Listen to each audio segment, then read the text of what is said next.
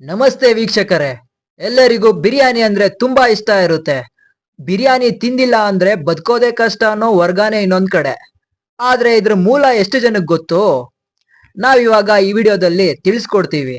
ಆದ್ರೆ ಅದಕ್ಕೂ ಮುಂಚೆ ನಮ್ಮ ಚಾನೆಲ್ನ ಸಬ್ಸ್ಕ್ರೈಬ್ ಮಾಡಿ ಹಾಗೂ ಬೆಲ್ ಐಕಾನ್ನ ಕ್ಲಿಕ್ ಮಾಡಿ. ಭಕ್ಷ್ಯದ ನಿಖರವಾದ ಮೂಲವು ಅನಿಶ್ಚಿತವಾಗಿದೆ.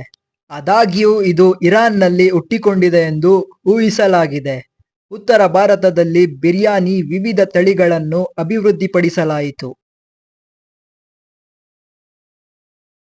ಇತಿಹಾಸಕಾರ ಲಿಜ್ಜಿ ಕ್ಯಾಲಿಂಗ್ಹ್ಯಾಮ್ ಪ್ರಕಾರ ಆಧುನಿಕ ಬಿರಿಯಾನಿಯು ಮೊಘಲ್ ಸಾಮ್ರಾಜ್ಯದ 1526ರಿಂದ 1857 ತನಕ ರಾಜಮನೆತನದ ಅಡಿಗೆ ಮನೆಗಳಲ್ಲಿ ಅಭಿವೃದ್ಧಿಗೊಂಡಿತು ಮತ್ತು ಇದು ಭಾರತದ ಸ್ಥಳೀಯ ಮಸಾಲೆಯುಕ್ತ ಅಕ್ಕಿ ಭಕ್ಷ್ಯಗಳು ಮತ್ತು ಪರ್ಷಿಯನ್ ಪುಲಾವ್ ಮಿಶ್ರಣವಾಗಿದೆ.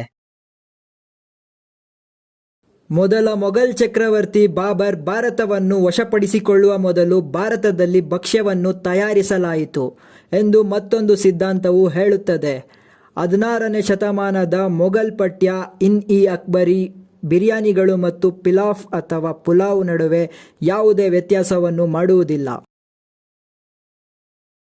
ಶಹಜಹಾನ್ನ ಕಾಲದ ಆವಿಷ್ಕಾರದ ವಿವಿಧ ಅಪೋಕ್ರಿಫಲ್ ಕಥೆಗಳು ಇವೆ. ಆದರೆ ಪ್ರಸಿದ್ಧ ಇತಿಹಾಸಕಾರ ರಾಣಾ ಸಫ್ವಿ ಅವರು ಬಹದ್ದೂರ್ ಶಾ ಜಾಫರ್ನ ಕಾಲದಿಂದ ನಂತರದ ಮೊಘಲ್ ಅವಧಿಯ ಪಾಕವಿಧಾನವನ್ನು ಮಾತ್ರ ಕಂಡುಕೊಳ್ಳಬಹುದು ಎಂದು ಹೇಳುತ್ತಾರೆ. ಅದಕ್ಕೂ ಮೊದಲು ಬಿರಿಯಾನಿ ಇರಲಿಲ್ಲ ಎಂದು ಆಕೆಯ ವಾದವಲ್ಲ. ಅವಳು ಪಾಕವಿಧಾನವನ್ನು ಕಂಡುಕೊಂಡಿಲ್ಲ. ಪಠ್ಯಗಳ ಮೂಲಕ ಹೋದ ಇತರ ಇತಿಹಾಸಕಾರರು ಬಿರಿಯಾನಿಯ ಮೊದಲ ಉಲ್ಲೇಖಗಳು ಸುಮಾರು 18ನೇ ಶತಮಾನದಲ್ಲಿ ಮಾತ್ರ ಕಂಡುಬರುತ್ತವೆ ಎಂದು ಹೇಳುತ್ತಾರೆ. ವಂದನೆಗಳು. ಇದೇ ರೀತಿ ಇಂಟ್ರೆಸ್ಟಿಂಗ್ ವಿಡಿಯೋಸ್ಗಾಗಿ ನೋಡ್ತಾ ಇರಿ ಮೀಡಿಯಾ ಹಸಲ್.